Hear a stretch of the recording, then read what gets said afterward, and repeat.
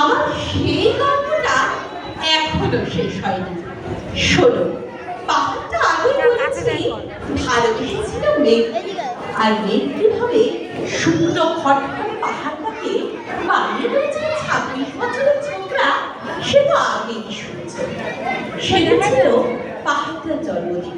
পাহাড় মেঘকে বলল, আজ তুমি লাল শাড়ি পরে আসবে।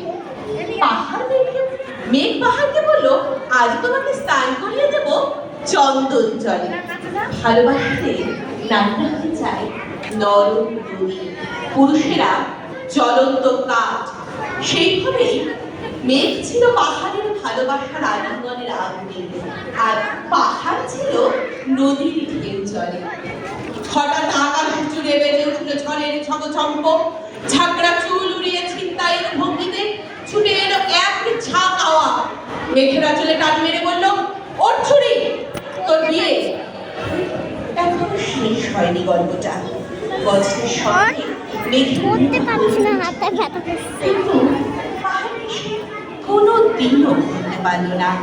বিশ্বাস না হয় তো চিরে দেখতে পারো পাহাড়ের হাড় পাঁচল, ভিতরে থই থই করছে শত ঝর্ণার জল।